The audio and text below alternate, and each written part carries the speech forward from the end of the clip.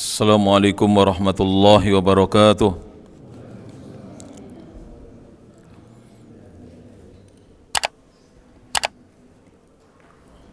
Innal hamdalillah nahmaduhu wa nasta'inuhu wa nastaghfiruh wa na'udzu billahi min shururi anfusina wa sayyiati a'malina. Man yahdihillahu fala mudhillalah wa man yudlil fala hadiyalah.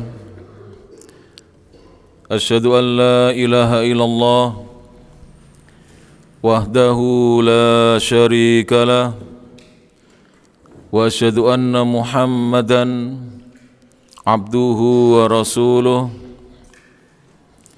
Ya ayyuhalladzina amanu taqullaha haqqa tuqatih wa la tamutunna illa wa antum muslimun. يا أيها الناس اتقوا ربكم الذي خلقكم من نفس واحدة وخلق منها زوجها وبث منهما رجالا كثيرا ونساء واتقوا الله الذي تساءلون به والأرحام إن الله كان عليكم رقيبا. يا أيها الذين آمنوا اتقوا الله وقولوا قولا سديدا يصلح لكم أعمالكم ويغفر لكم ذنوبكم ومن يطع الله ورسوله فقد فاز فوزا عظيما. أما بعد فإن أصدق الحديث كتاب الله وخير الهدى هدى محمد صلى الله عليه وعلى آله وسلم وشر الأمور محدثاتها فإن كل محدثة بدعة وكل بدعة ضلالة وكل ضلالة في النار. Para bapak dan ibu, kaum muslimin dan kaum muslimat, ikhwan dan akhwat, jamaah kajian rutin setiap Kamis yang ketiga Masjid Muhammadiyah Al-Asr, Kota Jombang, rahimani Allah wa iyyakum. Kita lanjutkan kajian kitab Al-Wasailul Mufidatu, sarana-sarana yang berfaedah lil hayatis sa'idah, untuk mendapatkan kehidupan yang bahagia. Jadi di dalam kitab ini penulisnya, muallifnya yaitu Asy-Syaikh Al-Allamah Abdurrahman Ibnu Nasir As-Sa'di atau As-Sa'di rahimahullahu taala, seorang ulama yang dilahirkan tahun 1307 Hijriah dan beliau wafat pada tahun 1376 Hijriah di usia 69 tahun. Dan sering saya sampaikan sebagai pengingat bagi kita semuanya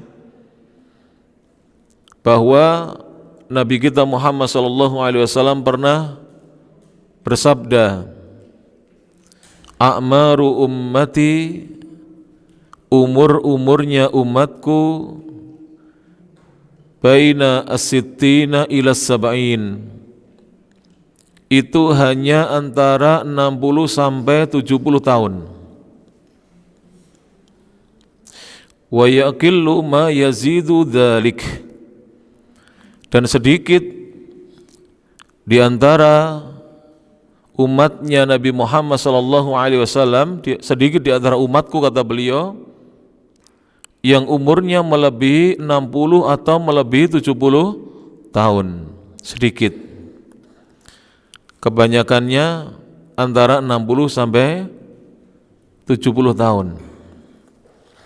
Di dalam kitab ini kita lanjutkan pembahasannya.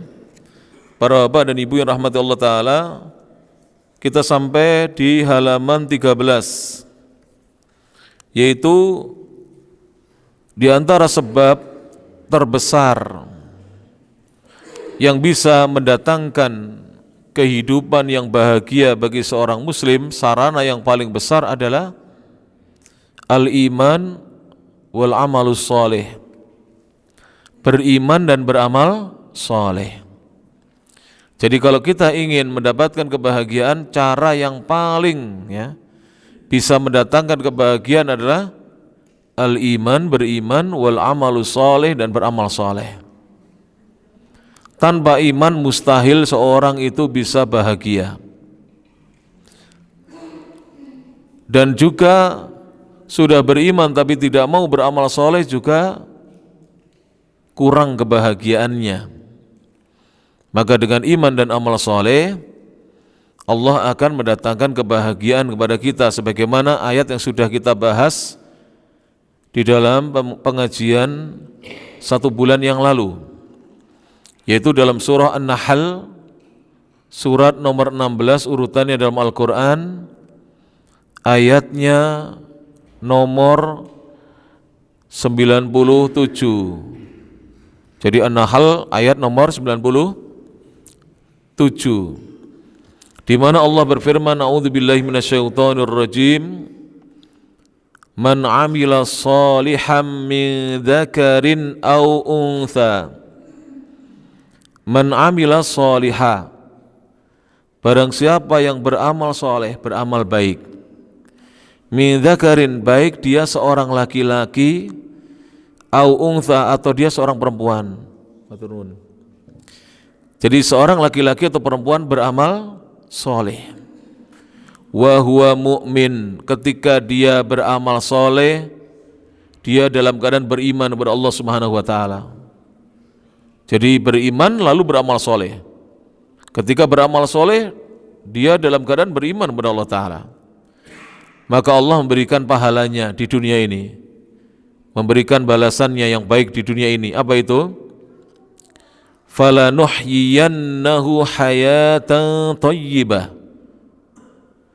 Kami, kata Allah, benar-benar sungguh kami benar-benar akan memberikan kepadanya kehidupan yang baik. Diberi kehidupan yang baik oleh Allah Subhanahu wa taala. Sebagian ulama ada yang mengatakan makna kehidupan yang baik adalah ar-rizqul halal. Orang beriman dan beramal soleh itu akan dikaruniai rezeki yang halal, dimudahkan untuk mencari rezeki yang halal. Kemudian apakah cukup itu pahala dari Allah? Tidak cukup itu, ada lagi. Wala najziyannahum ajrahum, dan sungguh benar-benar kami akan berikan balasan kepada mereka, orang-orang beriman yang mau beramal soleh, ajrahum, pahala mereka. Diberi pahala yang bagaimana? Bi ahsani ma kanu ya'malun, dengan yang lebih baik dibandingkan apa yang mereka perbuat dulunya. Jadi kan sekarang kita hidup di dunia berjamaah. Nanti kalau kita wafat, kita sudah masuk kehidupan akhirat, amal-amal yang kita perbuat di dunia dari amal-amal soleh itu akan diberi pahala lebih baik daripada amalan kita. Ibaratnya kalau seandainya kita dapat pahala 10, dilipat gandakan oleh Allah, lebih baik lagi. Saya lanjutkan kelanjutannya di halaman 13. Asy-Syaikh Abdurrahman bin Nasir As-Sa'di berkata, wa bidzalika, maka dengan itulah, yahsulu lahum, mereka akan mendapatkan, mereka akan ditimpa, min atharil makarihi, dari pengaruh-pengaruh dari hal-hal yang tidak disukai. Jadi kadang-kadang dalam hidup itu tidak mesti kita mendapatkan yang kita senangi terus atau sukai terus. Karena hidup itu berputar antara as-sa'adah, kebahagiaan, dan apa? Kesusahan, yaitu al-huzun, asyaqawa. Kadang-kadang an-ni'mah, mendapatkan nikmat, kadang-kadang an-niqmah, mendapatkan musibah. Kadang-kadang mendapatkan keluasan rezeki, sa'atur rizq. Kadang-kadang mendapatkan diqur rizq, sempitnya rezeki. Kadang kita ala sihhah wal afiyah, ala sihhati wal afiyah, mendapatkan kesehatan dan perlindungan. Tapi terkadang di lain waktu ya kita tidak mendapatkan kesehatan, justru kita ditimpa apa? Al-alam wal marad, sakit dan penyakit. Kadang-kadang demikian hidup ini. Kemudian beliau mengatakan minal muqawimatin nafi'ah, dari hal-hal yang bermanfaat yang bisa menopang kehidupan seseorang. Saya beri contoh ya. Kadang ada anak itu lahir dari ayah ibu yang miskin. Bahkan bapaknya meninggal dia masih belum balik, berarti kan yatim gitu. Yatim. Dengan kehidupan yang susah itu, dia ditimpa kesusahan, hal-hal yang tidak suka itu, malah itu menjadi hal yang menguatkan dirinya, nanti jadi orang sukses. Karena tidak sedikit para jemaah, nyuwun ngapunten kula, yen kleru nggih. Anak-anak yang diwarisi harta orang tuanya yang bisa memanfaatkan warisan tersebut. Tidak sedikit. Hartanya dibuat foya-foya, setelah habis justru menjadi miskin, padahal bapaknya dulu kaya raya. Tapi sebaliknya ada anak-anak dari keluarga miskin, bahkan bapaknya sudah meninggal, dia belum dewasa, anak-anaknya dijadikan sukses. Ini ada Pak, nyata ini.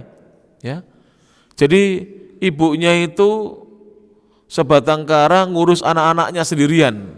Single parent kalau bahasa ininya keren ya, single parent. Ngurus anaknya sendirian. Tapi justru diberi apa? Kesuksesan. Anaknya ada yang dokter, ada yang jadi anggota tentara, ada yang dosen. Bayangkan ya. Padahal ibunya single parent, ngurus anaknya sendirian, sudah tidak punya suami. Ada yang sampai kadang-kadang menjadi tukang cuci ya toh? Ada yang menjadi pembantu rumah tangga PRT. Tapi ibunya selalu berdoa kebaikan buat anak-anaknya. Hal-hal buruk yang menimpa itu justru menjadi apa? Penguat. Anaknya menjadi anak-anak yang kuat, yang tegar, yaitu. Ini dikaji di dalam agama supaya kita ketika diuji dengan hal-hal yang tidak baik, kita tetap berhusnudzon kepada siapa? Allah Subhanahu wa taala. Karena disebutkan dalam hadis qudsi, Allah pernah berfirman, ana inda dhanni abdi bi. Aku itu kata Allah, aku Allah sesuai dengan persangkaan hambaku kepada diriku. Kalau hambaku bersangka baik, hasilnya baik. Tapi kalau hambaku bersangka buruk, suudzon kepada Allah, hasilnya juga buruk. Kemudian wattajarubi, terkadang seorang itu mendapatkan ya pengalaman-pengalaman hidup, praktek-praktek hidup. Wal quwwati, di sana dia mendapatkan kekuatan dari Allah Subhanahu wa taala. Wa minas sabri, dan termasuk kesabaran. Wahtisabil ajri, dan mengharapkan pahala di sisi Allah. Wathawabi, serta mengharapkan ganjaran. Maka di sana ada umurun azimatun, ada beberapa perkara yang besar.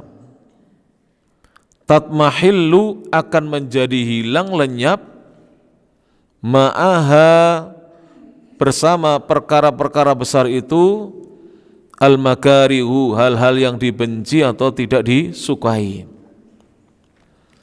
Wa tahullu mahallaha al-masaru, lalu kebahagiaan akan menggantikan posisinya hal-hal yang dibenci. Makanya dalam ayat panjenengan sering baca ya, atau imam, fa inna ma'al usri, bagaimana lanjutkan? Yusra. Pernah mengkaji tafsirnya atau belum? Atau pernah tapi lupa? Saya terjemahkan dulu, kemudian saya jelaskan tafsirnya. Fa inna, maka sesungguhnya ma'al usri, bersama al usri, kalau disebut dengan alif lam, bersama satu kesulitan, yusra, di situ tulisannya yusron, ditanwinkan tanpa ada alif lamnya, ada banyak kemudahan. Jadi ketika Allah menguji kita dengan satu kesulitan, kemudahan di belakang kesulitan itu banyak sekali. Bahkan sebagian ulama tafsir mengatakan minimal 2 kemudahan. Di balik satu kesulitan ada 2 kemudahan. Saya beri contoh ya. Dan ini sering saya sampaikan para jamaah yang rahmati Allah Subhanahu wa taala. Bapak-bapak punya medsos. Media sosial itu apa? WA ya, apalagi Facebook ada ya. Lihat Facebook, ketik Kacung Motor. Kacung Motor Tulungagung itu. Iya. Itu cerita di dalam, ketika ditanya bagaimana Mas Kacung ceritanya bisa sukses, apakah warisan orang tuanya, artinya tidak. Dia pernah menjadi kuli mencari atau mencari batu kapur di bukit-bukit pegunungan di Tulungagung. Nguli cari batu kapur itu Pak, napa niku? Gamping niku lho. Nggih. Pados gamping. Jadi kuli pernah. Bawa kapur, batu kapur itu dari atas bukit sampai ke bawah. Itu SMP sudah nguli. Kemudian dia kerja apa saja. Dan setelah menikah berkali-kali dia gagal alias usahanya bangkrut. Sampai istrinya minta cerai, disuruh oleh mertuanya ya, dia menceraikan istrinya. Jadi dia cerita, tapi dia tidak benci, alhamdulillah tidak dendam dengan mertuanya, tidak dendam dengan mantan istrinya, bahkan hubungannya dengan mertuanya masih baik sampai sedetik ini. Beliau memang saya lihat orangnya itu sabar gitu, Mas Kacung gitu. Enggak tahu namanya Rudi atau siapa, lupa saya. Celuannya Kacung Motor ya. Kacung ini Cung. Kalau orang dulu kan nyeluk cung, kon. Sampean, cung. Cung ini bocah ya. Itu pernah istrinya itu sampai harus ke Taiwan karena bangkrut.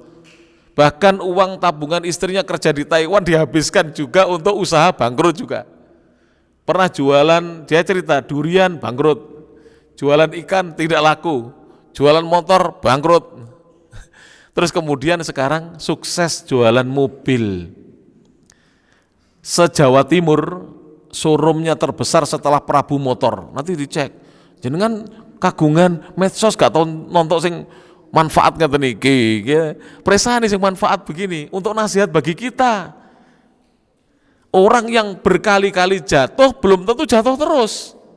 Anak ya, para jamaah, anak kita belajar naik sepeda roda 2 itu. Pertama kan sudah roda 3 dulu ya. Kemudian kita berikan roda 2 tapi dipasangi roda di samping kanan kiri belakang itu. Jadi rodanya 4. Nanti setelah dilepas jatuh tidak dia? Jatuh, dia bangkit lagi, jatuh lagi. Akhirnya bisa tidak? Bisa. Kita pun dulu juga begitu.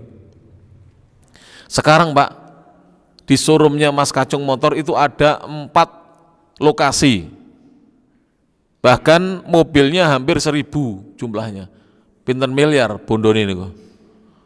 Zakatnya tiap tahun berapa? Puluh atau ratus juta saja itu. Uangnya banyak. Tanahnya lebar-lebar. Saya sampai mikir, loh, tuku tanah sakmene duit kondi kalau mikir ngoten. Tapi Allah kalau sudah memberi kepada seseorang, tidak ada yang bisa menghalanginya. Maka para jamaah, terkadang diganti dengan hal yang membahagiakan. Wal amalut thayyibah, dan angan-angan yang berhasil mendapatkan kebaikan. Jadi kadang-kadang seorang itu berangan-angan diwujudkan oleh Allah Ta'ala angan-angannya. Bahkan di dalam sebuah hadis disebutkan bahwa angan-angannya seorang muslim selama dia tidak berangan-angan yang maksiat, kebaikan, misalnya angan-angan bisa beli mobil, bisa punya rumah, diwujudkan oleh Allah Ta'ala. Diwujudkan oleh Allah Subhanahu wa taala. Berangan-angan ingin naik haji, insya Allah diberangkatkan oleh Allah Subhanahu wa taala, para jemaah. Ya rahmat Allah Subhanahu wa taala. Wa tam'u, dan juga berharap sangat fi fadlillah, tentang karunia-Nya Allah, berharap terhadap karunia-Nya Allah, wa thawabihi, dan pahala dari sisi Allah. Kama abbaron Nabi sallallahu alaihi wasallam, sebagaimana Nabi sallallahu alaihi wasallam mengungkapkan, menyampaikan an hadza, tentang hal ini, fil haditsis sahihi, di dalam hadis yang sahih, Nabi ungkapkan, Nabi sampaikan tentang hal tersebut sebagaimana dalam hadis yang sahih, annahu sallallahu alaihi wasallam qol, sesungguhnya Nabi sallallahu alaihi wasallam pernah bersabda. Mari kita simak. Nabi pernah mengatakan, ajaban li amril mu'min, sungguh menakjubkan urusan perkaranya seorang mukmin. Jadi orang beriman itu urusannya selalu menakjubkan bagi orang yang tidak beriman ya, menakjubkan, mengherankan. Apa katanya? Inna amrohu, sesungguhnya perkaranya seorang mukmin itu kullahu, semuanya khairun, adalah kebaikan. Sesungguhnya perkaranya seorang mukmin semuanya itu baik. In asabathu sarra, jika seorang mukmin mendapatkan hal yang menggembirakan dia atau membuatnya bahagia, syakara, dia bersyukur pada Allah. Orang mukmin itu begitu, kalau mendapatkan nikmat yang membuat dia bahagia, gembira, dia bersyukur. Orang mukmin itu tidak berbuat maksiat kalau dapat nikmat. Beda dengan orang yang tidak beriman. Kalau mendapatkan nikmat dibuat apa? Judi, zina, dibuat apa? Wes maksiat yang jelas. Tapi kalau orang beriman, jangankan maksiat, foya-foya saja tidak berani, menghambur-hamburkan harta tidak berani orang beriman. Lebih baik disedekahkan, dibantukan kepada orang tuanya, diberikan kepada sanak familinya, kepada kerabat-kerabatnya, daripada hartanya dihambur-hamburkan.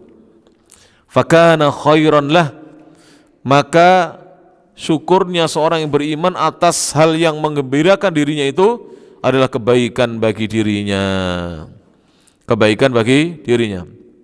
Makanya ketika Utsman bin Affan ya itu pindah ke Madinah, Bapak Ibu tahu Utsman bin Affan itu dan juga sahabat-sahabat Rasulullah rata-rata yang dari Mekah itu rata-rata tujar. Tujar itu apa? Bukan pedagang, pebisnis, bisnismen. Bukan pedagang. Pedagang itu masih di bawah, pebisnis. Terjemahan yang pas itu apa? Pebisnis. Mereka itu datang meninggalkan Mekah, datang di Madinah itu sebagai pebisnis. Tapi tahu, semua hartanya di Mekah tidak boleh dibawa ke Madinah.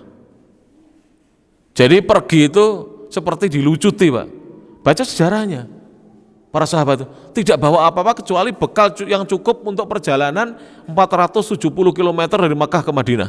Waktu itu Madinah namanya masih Yathrib. Meninggalkan Mekah. Hanya bawa baju, tidak tahu kita apakah ada baju gantinya atau tidak. Yang jelas sambil membawa bekal yang cukup untuk perjalanan jalan waktu itu.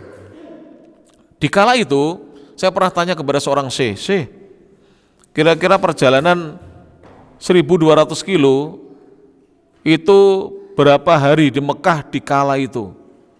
1 bulan. Berarti kalau 470 kilo kurang lebih 10 harian. Dari Mekah Madinah itu perjalanan waktu itu apa? Kira-kira 10 harian kurang lebih. Karena belum ada kendaraan seperti sekarang.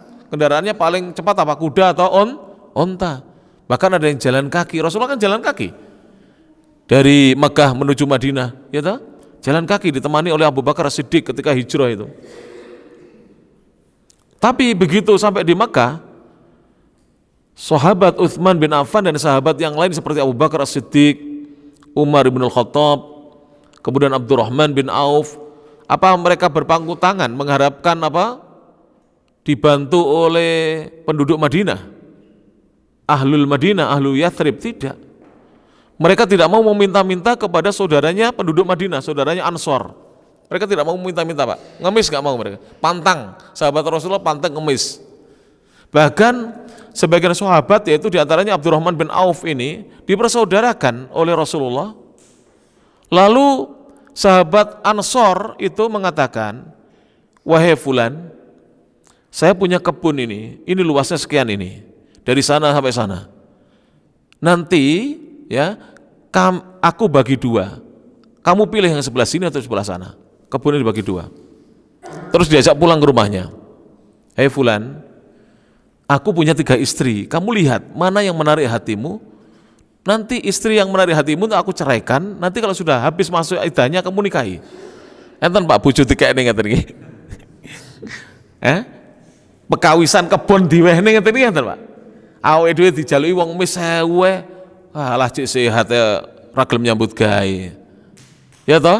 Kita kalau dimintai orang ngemis itu lah, cek sehat ora gelem nyambut gawe. Tapi tidak. Abdurrahman bin Auf, sahabat-sahabat muhajirin bukan tipe peminta-minta. Sahabat Ansor bukan orang-orang yang bakhil, yang pelit, tidak. Jadi yang Ansor menawarkan apa? Hartanya, menawarkan bahkan istrinya bahkan. Tapi sahabat muhajirin kemudian tidak apa? Napa gini? Mumpung, aji mumpung, Mbak. Geleman, what is geleman? Geleman. Ya wes mumpung dikai separo kebun kurmane tak iyani. Tak pilih bojone sing ayu, engko bendang di talak, engko lek wis entek masa idahe tak nikahi. Mboten, Pak. Abdurrahman bin Auf mengatakan apa? Duluni ala suq. Coba dengarkan ini, bagaimana akhlaknya para sahabat menghadapi hidup. Tidak gampang Rasulullah, tidak gampang sambat, tidak gampang apa? Berkeluh kesah, tidak gampang putus asa. Makanya dalam ayat itu la tai'asu min rohillah, jangan kalian berputus asa dari rahmat Allah. Rahmat Allah itu luas sekali. Tunjukkan aku pasar. Di mana pasarnya? Langsung diantarkan ke pasar, Pak. Namanya pebisnis, ya, tidak punya modal bisa apa? Berbisnis. Kalau pedagang itu kalau tidak punya modal berhenti. Bedakan antara pebisnis dengan apa? Pedagang. Kalau otak pedagang itu harus punya modal, harus punya dagangan baru dagang. Kalau pebisnis tidak. Dagangannya wong didol nih. Paham boten? Maksud saya ini, dagangan orang dijualkan. Ini misalnya kurmamu ini berapa kilo atau berapa waktu itu berapa sok ya? Berapa sok? 10 sok. Berarti 3 kilo kali 10, 30 kilo misalkan ya. Sudah, harganya berapa? Kamu minta berapa? Harganya misalnya per sok sekian, sudah saya jualkan. Ya, dia cari pembeli. Loh, itu di pasar tuh banyak loh, Pak. Saya dulu pernah terjun ke dunia bisnis itu di pasar Pare, pasar Lombok, pasar sayur, pasar cabai itu. Itu banyak orang yang tidak punya modal. Modalnya modal abab, apa itu? Modal bicara, pintar mengolah kata, tapi banyak yang bohong, pintar mengolah kata tapi ngapusi ini. Nanti kalau misalnya dia kembali ke penjualnya itu, daganganmu tawar sakmene ini oleh gak? Padahal tidak ditawar segitu, supaya dia turun nanti harganya. Tidak boleh, ini bohong namanya. Kalau menjadi perantara ya harus jujur. Ini ada barang, orangnya minta per kilo, misalnya kurma per kilo 30.000. Kamu beli 35, mau tidak? Ini ada orang pedagang seperti ini, Pak. Ditunjukkan harga kulakannya ada, Pak. Masih ada, bukan tidak ada, masih ada. Pedagang begini, saya masih ketemu orang seperti itu, tapi jarang. Jarang, Pak. Saya pernah mau beli sesuatu itu, Pak Ustadz, niki kula tumbas sak menten, pun kula dandani ngeten jenengan tumbas sak menten. Enak kita Padang, Pak. Ya, Padang orang seperti ini. Dan biasanya orang seperti itu rezekinya banyak dan lancar. Maka lihat ini ya, contohnya di sini. Sahabat-sahabat yang dari Mekah itu pandai bersyukur pada Allah Subhanahu wa taala. Mereka punya kemampuan berbisnis digunakan. Akhirnya Abdurrahman bin Auf itu tiba-tiba ketemu Nabi itu ada bekas riasan kuning, bekas Ja'faron. Kemudian ditanya, "Wahai Abdurrahman, apakah kamu sudah menikah?" Iya. Dia menikah dengan mas kawin emas sebesar atau seberat bijinya kurma. Lumayan, Pak. Tahu biji kurma sekian ini ya? Emas sekian ini berapa gram ini? Bisa 10 gram ini, lumayan ini. Baru berbisnis sebentar, kalau pebisnis itu langsung dapat keuntungan, Masya Allah. Tanpa modal, hanya butuh ditunjukkan di mana pasar. Itulah orang yang pandai bersyukur. Kemudian Nabi bersabda, wa in asabathu dharra, dan jika seorang mukmin itu ditimpa kemadharatan, mendapatkan musibah, diuji oleh Allah dengan apa saja musibah, sabara, dia bersabar. Makanya pernah saya ceritakan ada pemuda daftar tentara, ada lagi kemarin daftar polisi. Saya hitung sampean. Jadi apa itu namanya, kartu pendaftaran itu namanya, kartu tesnya itu kan dibawa ibunya sama bapaknya. Jadi sini bapaknya kalau tidak salah, di videonya sini ibunya. Saya hitung, ibunya gini 1, 2 ini. Oh, jadi diserahkan ibunya, serahkan bapaknya kalau nggak salah. Karena bapaknya ibunya begitu, pokoknya gantian. saya hitung jumlahnya 10, tinggal yang dipakai dia 1, berarti 10 kali gagal, yang ke-11 diterima, Masya Allah.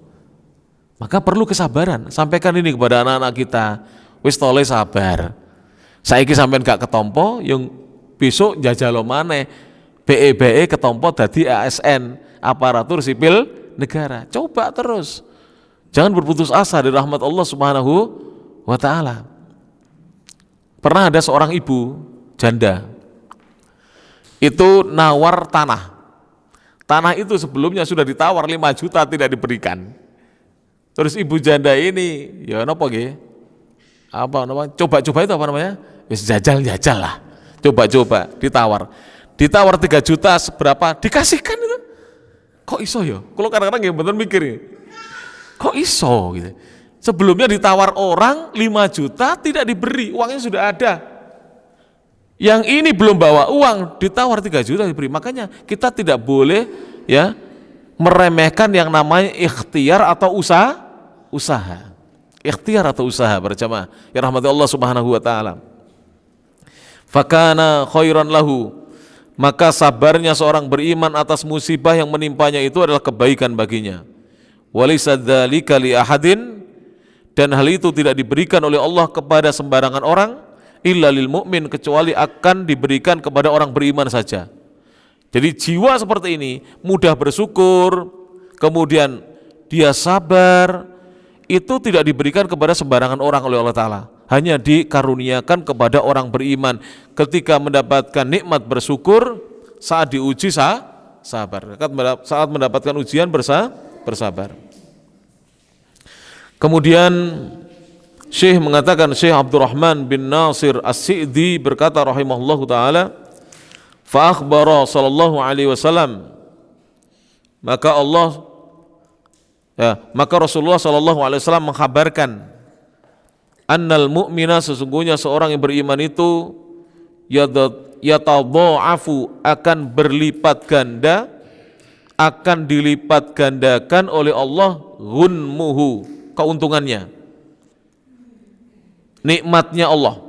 Jadi orang beriman itu kalau mendapatkan nikmatnya dilipat gandakan oleh Allah Subhanahu wa taala. Wa khairuhu, dan kebaikannya dilipat gandakan oleh Allah Subhanahu wa taala. Wa thamaratu a'malihi, dan buah-buah dari amal-amalnya juga dilipat gandakan oleh Allah taala.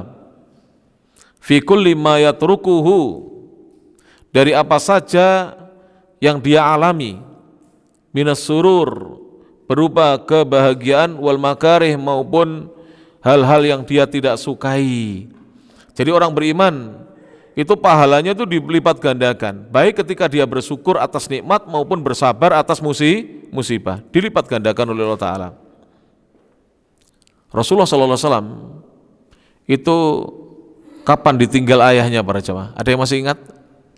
Kalau menurut para ulama ahli sejarah, al-mu'arrikhun, ahli sejarah Islam, Nabi itu ditinggal ayahnya masih umur 2 bulan dalam kandungan.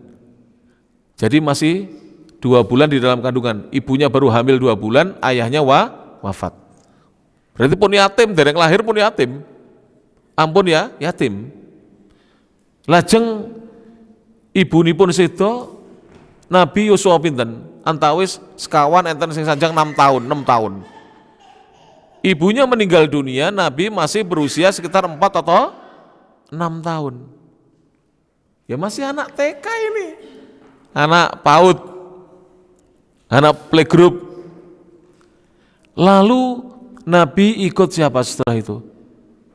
Ikut kakeknya, umur 8 tahun kakeknya meninggal. Coba bertubi-tubi, sudah yatim piatu, tidak punya kakek, akhirnya ikut pamannya Abu Thalib, kakeknya tadi Abdul Muthalib, namanya Syaibatul Hamdi. Ketika masih ikut ibunya, itu pun tidak terus diasuh oleh ibunya, karena ketika itu ibunya tidak keluar asinya, tidak bagus asinya. Maka Nabi Muhammad yang masih bayi SAW ketika itu disusukan kepada beberapa wanita, diantaranya yang agak lama menyusui sekitar 2-4 tahun itu Halimah As-Sa'diyah dari Bani Sa'di. Ketika itu Nabi umur 2 tahun, Halimah As-Sa'diyah itu keliling gitu, kota Mekah, tidak dapat bayi. Teman-teman ini sudah dapat bayi, tidak dapat. Kenapa? Kenapa tidak dapat? Karena ketika itu Halimah dan suaminya bawa onta kurus, jalannya pelan. Orang-orang Arab kota ragu-ragu, baby sisternya kok kere gini. Mohon maaf ini bahasa saya kasar ya. Loh bener, orang itu kadang ragu Pak, baby sister kok gini, gak meyakinkan itu. Ya ragu menitipkan anaknya Pak. Orang Mekah itu kan orang-orang rata-rata orang-orang ini pedagang besar. Akhirnya tidak dapat bayi, keliling-keliling. Hadis ini diceritakan dalam hadis itu. Akhirnya lewati rumahnya Aminah. Di situ ada bayi namanya Muhammad SAW. Tidak terlilik. Aminah miskin, janda miskin, tidak punya suami, miskin. Tidak ada yang membantu dia dari keluarganya. Karena tidak dapat bayi, balik lagi akhirnya. Kembali lagi diambillah bayi yang namanya Muhammad SAW ini. Tapi luar biasa diceritakan oleh Halimah Sa'diyah, ketika dibawa tiba-tiba unta yang kurus, yang kurang makan itu, kurang gizi itu, kurang nutrisi untanya itu, tidak diberi pakan itu, tiba-tiba jalannya itu kenceng dan membalap unta-unta yang lain, menyalip, mendahului. Begitu sampai di kampungnya di Bani Sa'di, tiba-tiba kebun-kebun itu menghijau, awalnya kering. Terus unta-unta betina itu kantung susunya tiba-tiba membesar, kantung susunya. Keberkahan Allah dicurahkan karena ada bayi calon nabi dan rasulnya Allah Subhanahu wa taala. Akhirnya Halimah tambah cinta kepada siapa? Rasulullah. Padahal itu harusnya disapih. Halimah datang dulu kepada Aminah minta supaya diberi perpanjangan pengasuhan. Karena sudah kandung cinta dan negerinya makmur, ada bayi yang mendatangkan keberkahan ini. Akhirnya dibawa lagi oleh Halimah. Sampai kemudian dikembalikan di usia 4 tahunan, kemudian diasuh ibunya sebentar. Ketika diajak ke Abwa, ya, itu untuk menziarahi kubur ayahnya, di tengah perjalanan pulang ibunya sakit meninggal dunia. Tapi lihat, anak yang terbina dengan musibah atau dia diuji dengan musibah, dia akan menjadi anak yang bukan anak yang manja, tapi anak yang tegar, siap menghadapi apapun gitu. Makanya kalau Nabi kita mungkin, mohon maaf ya, anaknya raja tapi tidak punya ilmu ya mungkin tidak begitu. Tapi karena beliau memang dibina oleh Allah Ta'ala di keluarga yang seperti itu, justru Nabi itu menjadi pemuda yang kuat dan siap untuk mendakwahkan Islam, karena nanti akan dimusuhi, menjadi pemuda yang tidak punya apa-apa sampai menjalankan mengembalakan kambing-kambingnya orang-orang Mekah, ya, dengan biaya upah hanya kalau kita uang recehan zaman dahulu, uang recehan, sampai kemudian di usia 25 beliau menjalankan dagangannya siapa? Khadijah bintu Khuwailid radhiyallahu anha, yang kemudian Khadijah jatuh cinta dengan pemuda yang namanya siapa? Muhammad. Terus pundi Ibu? Kok sakit jatuh cinta terus pundi? Kok moro-moro witing tresno jalaran saka nyawang. Jarangan soal kulino. Kenapa kok bisa menjadi cinta? Karena Nabi itu, Rasulullah itu setiap beliau di sampingnya pemuda atau laki-laki yang paling tampan siapapun, Rasulullah lebih tampan. Makanya para ulama mengatakan manusia yang paling tampan dari Nabi Adam sampai nanti manusia akhir zaman kiamat itu Rasulullah SAW. Kalau Nabi Yusuf alaihissalam tampannya hanya di zamannya. Kalau Nabi Muhammad tampan sepanjang masa. Jadi wong sing ganteng saat ini mboten enten napa-napa jejer Nabi langsung drop, langsung mandap, gantengnya langsung gogrok. Ini bener ini. Loh, bukan guyon nih, baca sejarah. Jangan boten ngaji sira, ya. Saya mengaji sira. Baca sejarah. Kita lanjutkan ya. Kemudian Syekh berkata, walihada, oleh karena itulah tajidu tsnaini, engkau akan mendapati ada 2 orang, tatrukuhuma naibatun, 2 orang ini ditimpa sesuatu, min nawaibil khairi, ada hal-hal baik yang menimpa dia, yang dia dapatkan, awis syarri, atau hal-hal yang buruk. Kadang-kadang ada orang kan dapat nikmat tapi tidak sanggup, tidak bersyukur, malah dibuat maksiat. Ada yang dapat musibah, dia tidak sanggup, akhirnya dia justru malah jauh dari masjid. Ada kan orang diuji malah jauh dari masjid.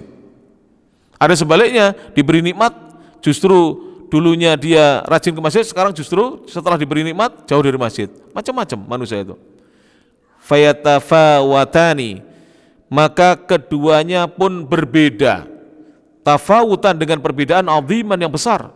Fitalakkiha, di dalam menerima ujian dari Allah, baik ujian kebaikan maupun ujian keburukan. Kan orang kadang-kadang diuji dengan kebaikan, kadang-kadang diuji dengan apa? Keburukan. Ngapunten nggih. Nyuwun ngapunten kula. Wonten tiyang niku gawandeng ulang-ulangan, tampan sekali. Bahaya mboten niki? Akhirnya jadi apa? Playboy gitu. Ada wanita cantiknya luar biasa. Godain laki-laki, sampai suami orang juga digodain. Karena tidak bisa mensyukuri nikmat Allah Subhanahu wa taala.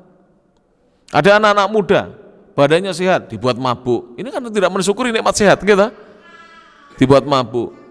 Dan seterusnya, naudzubillah min dzalik. Uang didapatkan dari kerja jerih payahnya setiap pagi sampai sore, malam dibuat beli pil koplo, janjian dengan pengedar pil koplo. Ini kan namanya tidak bersyukur atas nikmat Allah Subhanahu wa taala. Wadzalika, kenapa berbeda? Yang demikian itu bihasabi, sesuai dengan tafawutihima, perbedaan keduanya fil iman, dalam keimanan. Jadi ada orang diuji nikmat mampu, dia bersyukur. Ada orang diuji nikmat tidak mampu. Ada orang diuji kesengsaraan, mampu dia bersabar, tetap ke masjid walaupun susah. Ada orang diuji kesengsaraan, tokonya terjual, dia tidak punya apa-apa sampai kontrak-kontrak, dia tidak datang ke masjid lagi. Ada loh seperti itu para jemaah.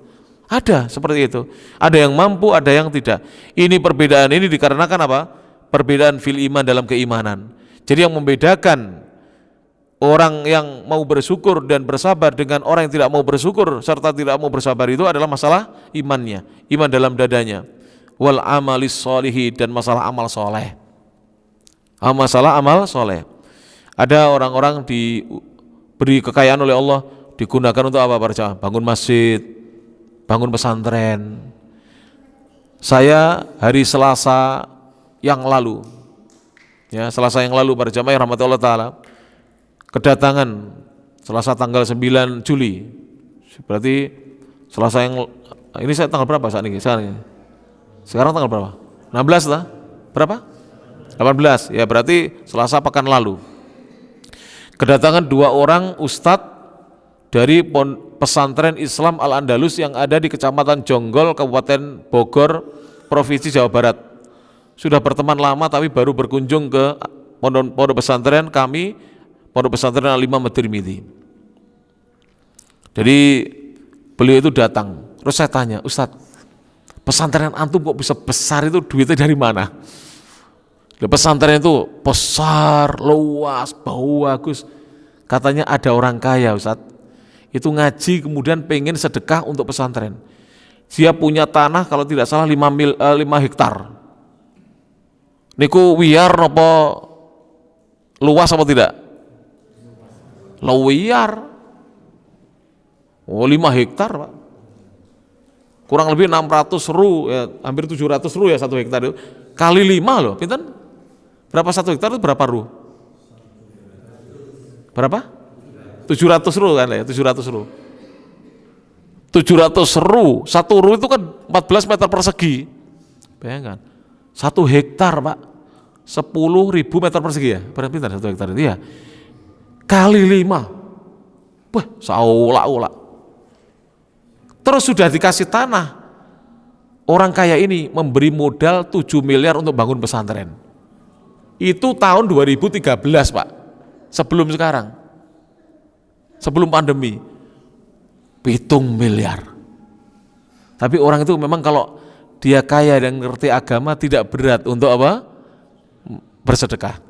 Di Tulungagung ada seorang bapak ngaji di Muhammadiyah. Dia mewakafkan beberapa pom bensinnya untuk apa? Masjid, bangun masjid namanya Al-Fatah kalau tidak salah. Saya belum pernah ke sana, tapi katanya masjidnya itu nyaman ya, AC atau sedikit lah kayak. Tapi lo besar, ada apa namanya bawah itu namanya apa? Untuk parkir itu apa? Apa? Basement ya, untuk apa parkir itu lah.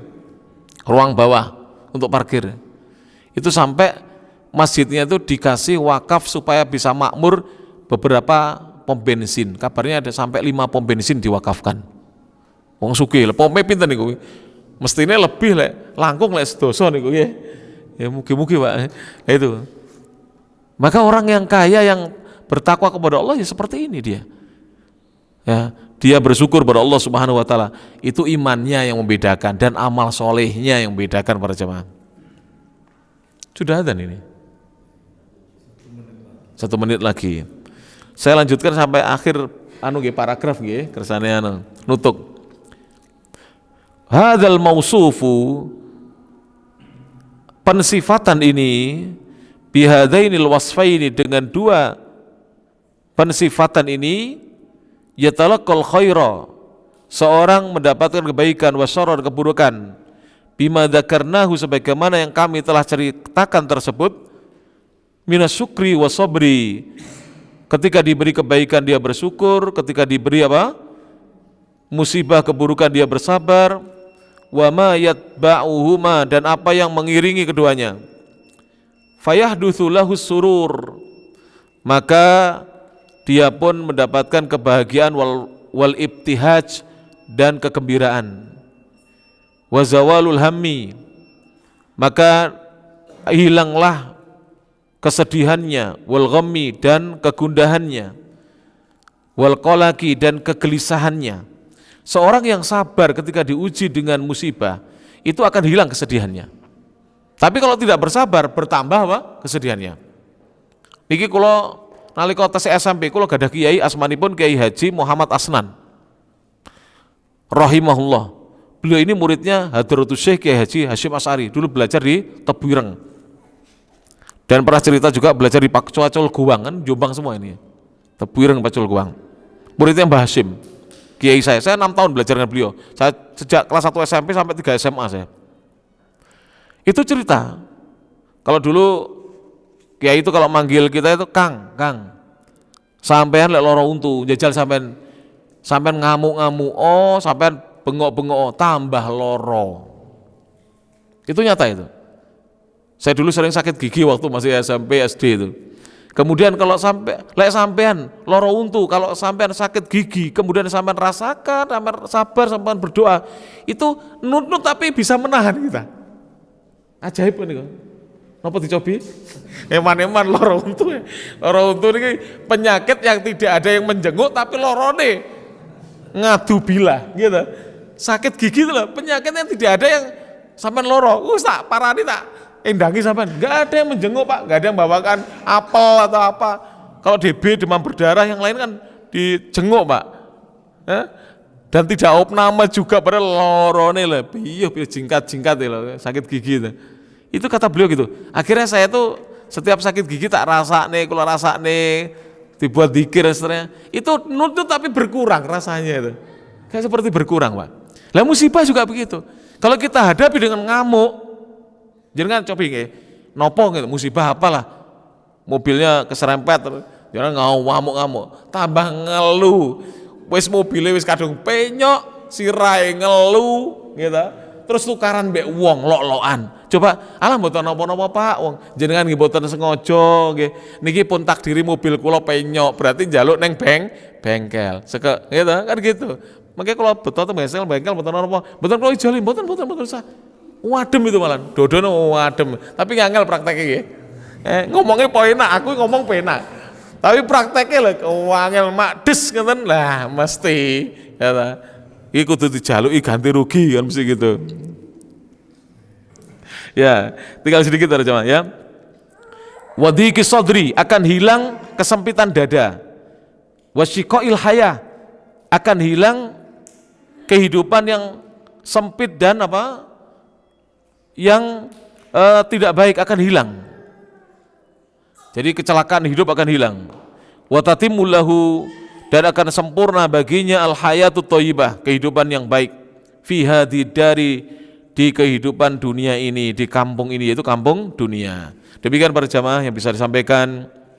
Mari kita amalkan hadis Nabi SAW, yaitu hadis bahwa seorang mukmin itu perkara dan urusannya itu menakjubkan. Kenapa? Karena seluruh perkaranya orang beriman itu baik. Diberi nikmat dia bersyukur, maka itu baik baginya. Diberi musibah dia bersabar, itu kebaikan baginya. Tapi hal tersebut Allah tidak karuniakan kepada sembarangan orang, hanya kepada orang beriman. Makanya Michael Jackson niku nggih, niku pejahe napa? Sebabnya napa? Secara duniawi memang pejah itu takdirnya Allah nggih. Dia meninggal karena takdirnya Allah, tapi ada sebabnya apa? Dia mengalami tidak bisa tidur, apa itu penyakit apa? Insomnia. Sampai dia ini kalau tidur itu di kapsul dikasih Pak, di kapsul apa namanya? Kapsulnya manusia ya, dimasukkan kapsul dikasih oksigen, tidak bisa tidur. Dan dia minum obat tidur terus. Lah awake dhewe ngaji turu ade. Jumatan lo benjing lo ngorok. Pak Andi benjing totoan kula mboten ngorok Pak, wong khotib kok ngorok piye ta? Lah saya insya Allah pokok saya ke khotbah nggak tidur Pak. Tapi lah nggak khotbah sami kali jenengan. Nggih ngeten meneh wong lemu ngene iki. Gitu. Mesti teklu ngeten ya. Gitu. Ini berarti kita ini apa? Tentram hatinya sampai bisa tidur Pak nggih. Kalau orang tidak tentram nggak bisa Pak tidur, tidak bisa. Wong lek utangnya akeh mau mikir ngapa niku dawur lah, mboten saged tilem. Gitu. Tapi lek wong tenang hati wis kabeh diserahne Allah wis. Yang penting kita ibadah, tenang gitu. Ya insyaallah mudah-mudahan kita bisa mengamalkan walaupun berat. Kula matur gampang kondone mengatakan mudah tapi mempraktekkan memang butuh apa? Kesungguhan. Demikian yang bisa disampaikan. Akhirul kalam. Nasrun minallah wa fathun qarib. Wabillahi taufiq wal hidayah wa ridha wal inayah fastabiqul khairat. Ihdinas siratal mustaqim. Nun wal qalami wa ma yasturun. Albirru liman ittaqa wallahul muwaffiq ila aqwamit thoriq. Subhanakallahumma wa bihamdik asyhadu an la ilaha illa anta astaghfiruka wa atubu ilaik. Wa akhiru da'wana alhamdulillahi rabbil alamin. Assalamualaikum warahmatullahi wabarakatuh.